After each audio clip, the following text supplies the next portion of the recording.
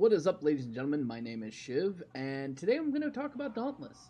Now, I haven't been playing Dauntless long. A friend of mine tried to get me to play this back in September. I was a little bit overly focused on another game that eventually burned me out. And so I was looking for something to play, and I found Dauntless, and I quickly fell in love with this game. It's got everything I like. Fighting big behemoths, like raid style type bosses, builds that you can customize and play as you feel comfortable with. And the community has been really friendly for the most part, and it's been a lot of fun. However, I have noticed a few things. Most notable, people tend to put a kind of strain on the team in hunt play. When you're playing with like three other random people, there tends to be kind of like a very interesting like skill gap between people. And some people like to say it's, oh yeah, console players are bad, but I've seen amazing console players, so that's not the case. What I think is the problem is we see a lot of people trying to go for what is known as meta builds and not having the skills to actually pull them off. And when I say skill, what I'm actually referring to is knowing the fight well enough to know when they need to stop actually attacking and start dodging, or how to engage things properly. And this has led to a lot of very painful situations where, as I'm trying to play, whether it be repeater, strikers, blade, whatever, the team just falls apart, and I'm running over trying to resurrect them, and I'm end up dying too.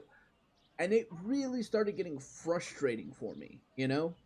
So I started looking for some sort of solutions, and I heard about Iceborne, and I knew Iceborne was good, and I said, fine, let's just go with the low life Iceborne set, and it's actually been quite fun. But I wanted to do something a little bit more special, so let's get into that.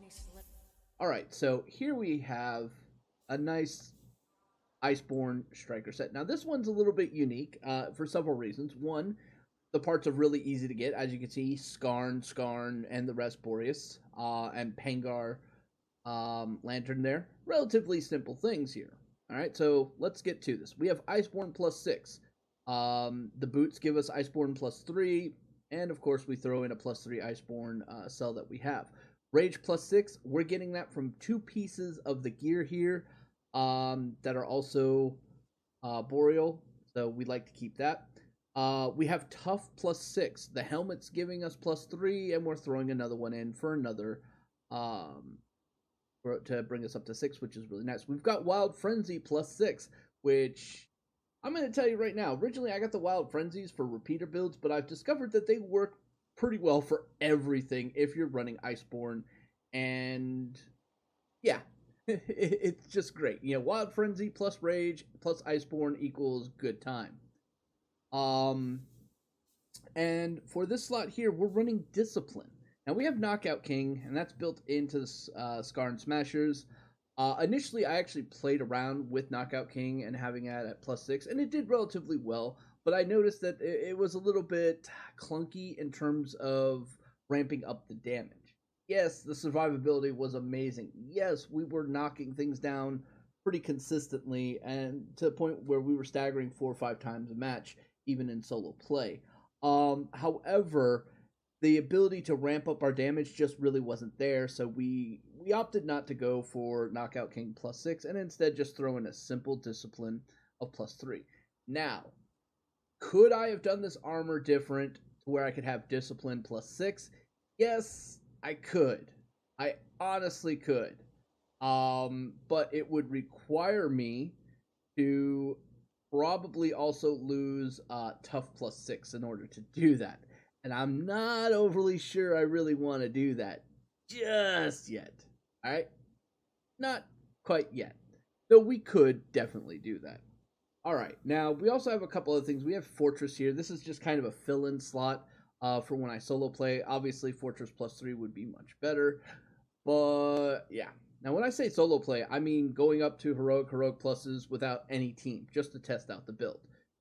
It helps out quite a bit. Here, it's plus 20 health for 10 seconds not taking damage.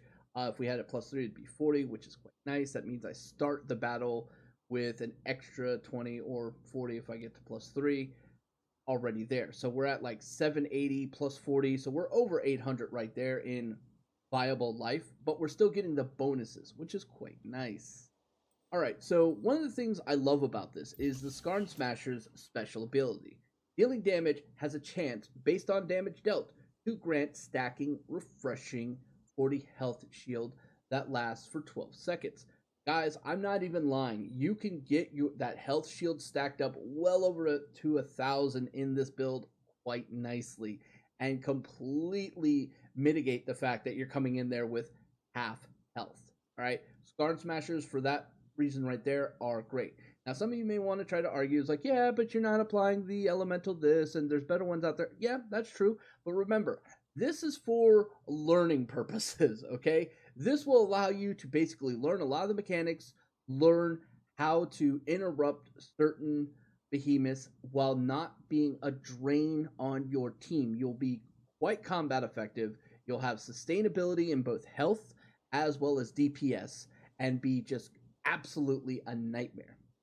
Now, there's a reason why we went with Pangar Shrine over, say, something like Shrike's Zeal. I love Shrike's Zeal. I use Shrike's Zeal with repeaters all the time because it's just absolutely amazing. The 40% move faster for 6 seconds is great for repeaters, as well as the create the aura that gives you 15% move speed as well as attack speed. That's just absolutely amazing, and it helps for the whole team. However, Aether Strikers are relatively slow to begin with in this build, and so I kind of wanted to play to that. My whole concept is getting right on top of the enemy, punching him down, and beating him up. So I wanted a lantern that would at least make that viable, as well as, you know, add more DPS. And Pangar Shrine does that quite nicely. And as you can see here, we're adding 960 frost damage over 12 seconds. So if we can knock down the behemoth with stagger, then all of a sudden we're getting even more DPS, and it's actually a rather nice thing. And in all honesty, I wouldn't have considered this if it hadn't been for all those sword exploiters. All right, just saying right now. There's been seeing a lot of them doing that and just constantly spamming out that as well. So that kind of gave me the idea. Now, getting to the lantern here, we're using Etheric Attunement, which, you know, this one is okay, right? Percent increase to lantern charge gain from attacks. All right, it's percentage. Or we could go with the Frenzy, which is a flat amount. This, again, is for solo play. All right, if just going 1v1 with a behemoth. Now, if you're playing in group, then I would recommend something like Conduit. That way you're at least giving a little bit more love to your team. All right, it does help out. Okay, oh, you know, there's that. But all in all, this is a very simple build. Anybody can do this. I was able to put this build together in less than 3 weeks. So for those of you who've been playing longer, you've probably got the tools to put this together now. And again, we're not even maxed out on this. You know, we're at 12, you know, being limited by our Behemoth Mastery at this point. So once we get that raised up more, then this will be even more sustainable and more damaging. But enough of all this talk. Let's actually get to some footage and battling. So sit back and enjoy.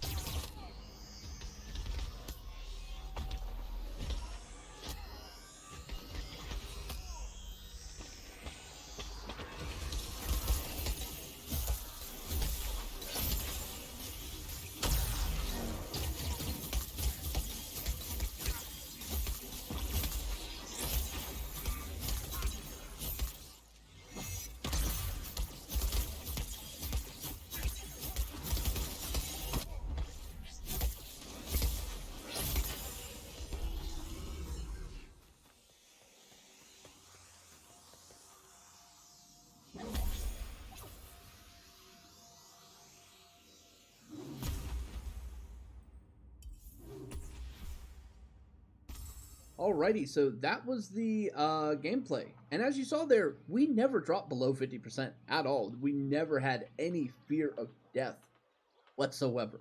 We were constantly controlling the battle. We were staggering. We were applying damages over time. We were re-upping them with crits. We were using our lantern ability. We got several adamant bolts off, including a really nice, like 3K plus powered one, and another 2500 one, and several like 2Ks and some 1700 ones. I mean, we were just able to pop those off repeatedly and get all that done quite nicely with the build. Now, obviously, that behemoth is rather sedentary and stationary, and is a pretty easy one to beat up on. Anybody can beat up on him.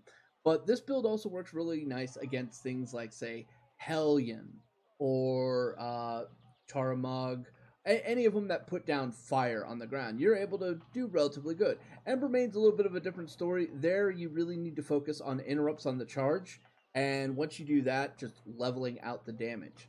And then, you know, learning how to dodge the fireballs as well as the flame breath become quite important.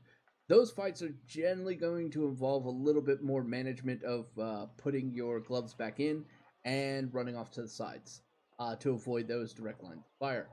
Same can be said with Riftstalker in certain cases. Yes, you can interrupt them, and over time, once you've developed that skill quite nicely, it's going to be really nice. But if you don't have that and you're finding yourself struggle, you'll know when to do this. Just put the gloves back on the back and just start running, and you know, let him get done with his little thing where he's just constantly popping out of multiple different windows trying to slam you.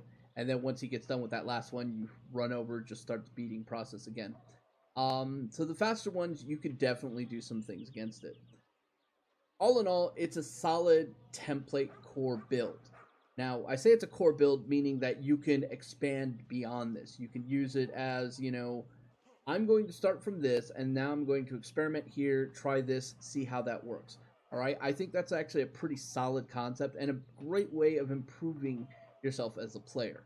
But again, that's just my opinion. So let me know what you guys think in the comment section below. And if you like this video, please like, subscribe. Let me know that you care. Anyway, till next time, this is Shiv saying, stay safe, have fun, may energies bless you. I'm out.